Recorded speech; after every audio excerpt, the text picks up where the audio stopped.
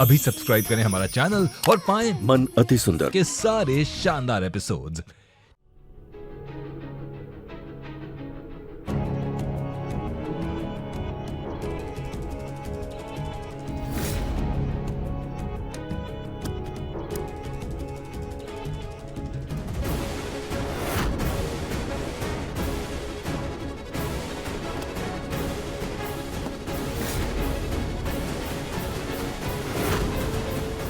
ये शिव जी की फोटो, शायद भोलेनाथ ने हमें रास्ता दिखा दिया।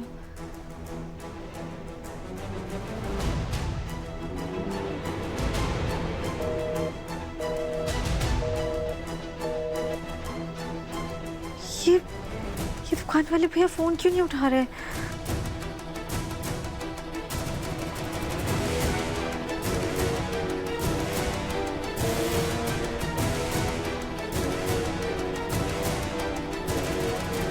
रुको जरा, कहाँ बुलडोजर की तरह भागी जा रही हो हैं? वो ताई जी, मैं वो क्या बकरी की तरह रुक रुक के बोल रही हूँ? तुम्हें जरा से भी शर्म लिहाज है कि नहीं? अभी अभी तुम्हारे वजह से ये हंगामा हुआ, अब तुम फिर से सैर सपाटे के लिए जा रही हो। अभी दिव्यम के क्लाइंट आएंगे तो उनकी डांट कौन सुनेगा बताओ? और वैसे भी उन्हें भी तो पता चले कि हमारे दिव्यम को किसकी वजह से ये शर्मिंदगी सहनी पड़ रही है। ताई जी, हमें ना बहुत जरूरी काम से बाहर जाना है, प्लीज हम अभी आते हैं। अरे भाभी, ये राधिका फिर से टैबलेट लेकर के कहाँ गई?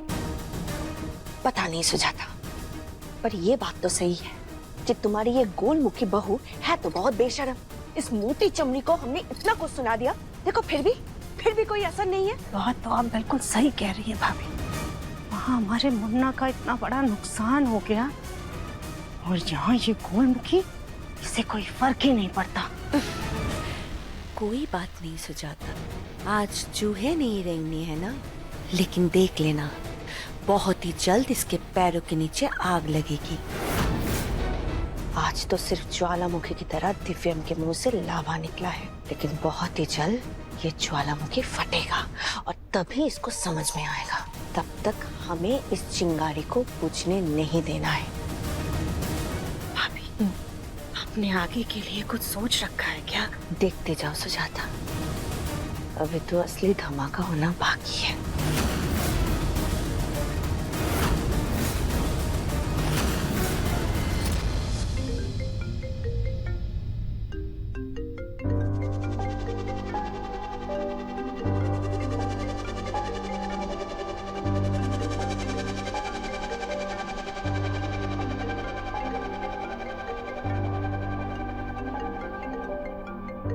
क्या हुआ देवी, फोन क्यों नहीं उठा रहे?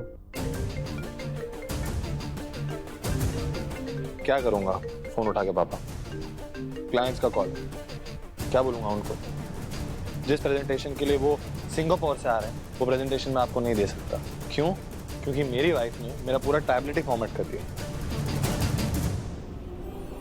बेटा, माना राधिका ने आज बहुत बड़ी गलती की, लेकिन गलती तुम्हारी भी। तुम्हें इतनी इंपॉर्टेंट फाइल का बैकअप लेके रखना चाहिए था, क्यों नहीं लिया?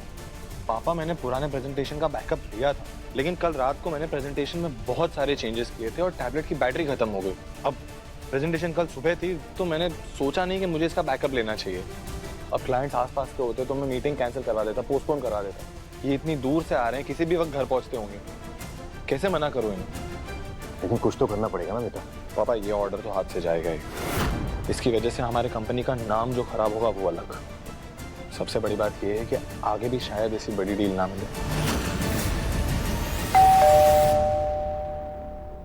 लगता है क्लाइंट्स आ गए। चलो दिव्यम, आओ चलो, कुछ तो करेंगे। कम ऑन, फोन लो अपना फोन।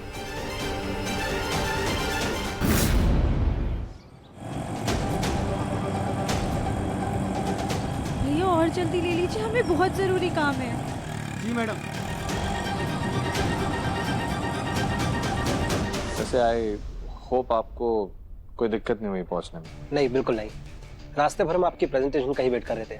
दरअसल हम इस नए प्रोजेक्ट को लेकर काफी ज्यादा एक्साइटेड हैं मिस्टर दिव्यम। तो फिर प्रेजेंटेशन शुरू करें? माँ, नाश्ता ले आना। हाँ हाँ भाई, जल्दी लेकर आओ। नमस्ते। नमस्ते। खाते खाते ही खाने का प्रेजेंटेशन देखते हैं, क्यों जगमोहन जी? हाँ हाँ, क्यों नहीं। राधिका, तुमने मुझे बहुत बड़ी प्रॉब्लम में डाल दिया है।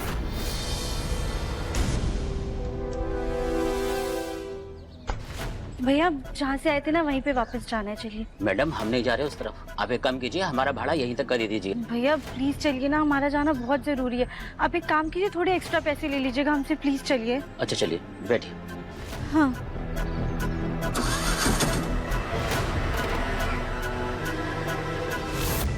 मिस्टर दिव्यम, वो प्रेजेंटेशन? एक्चुअली वो प्रेजेंटेशन जो है दिव्यम, बुक मैं ये प्रोजेक्टर यहीं पर सेट कर देता हूँ, फिर शुरू करते हैं।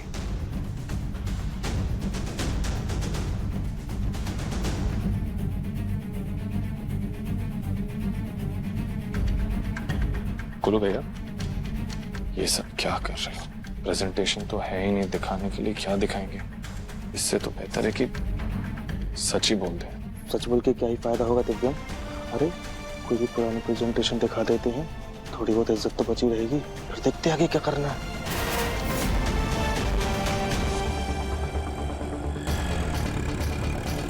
भैया थोड़ा जल्दी चलिए ना, हमें बहुत लेट हो रहा है, बहुत जरूरी काम है, प्लीज चलिए जल्दी।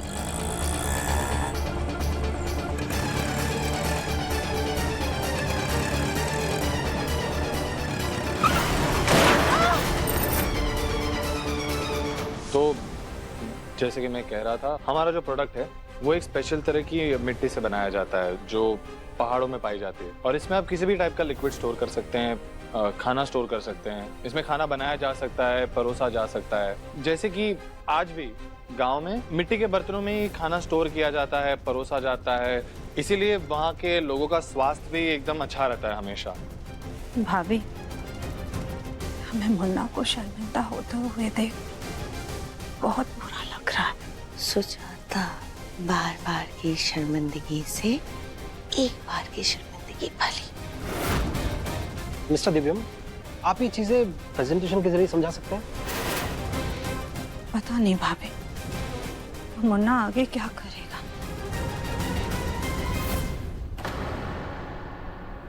राधिका,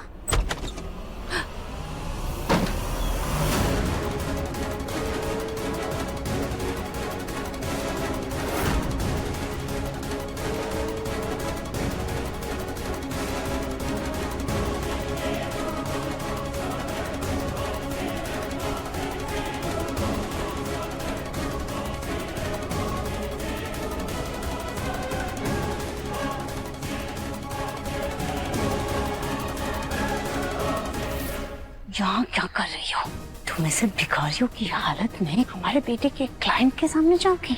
कुछ तो शर्म करो। और ये सब क्या है? माँ जी, वो हम एक जरूरी काम से बाहर गए हुए थे तो हमारी रिक्शा पलट गई। लो, अब रिक्शा भी तुम्हारा वजन नहीं उठा पा रहे। नहीं ताई जी, वो रिक्शे के नीचे पत्थर आ गया। तुम्हारी किसी भी कहानी में कोई दिलचस्पी नहीं है, और ऐसे मुंह उठा करके हमारे बेटे के सामने मत जाना। माँ जी प्लीज हमें जाने दीजिए, हम अभी आते हैं। तुम्हारे इस फालतू जरूरी काम से हमारे बेटे को फिर से परेशान करना चाहती हो? अरे बड़ी मुश्किल से वो क्लाइंट को संभाल रहा है, उसे संभाल लेने दो। माँ जी लेकिन हमारी बात तो सुनिए। बस, हमें और कुछ नहीं सुनना है, जाओ। सुना नहीं, जाओ।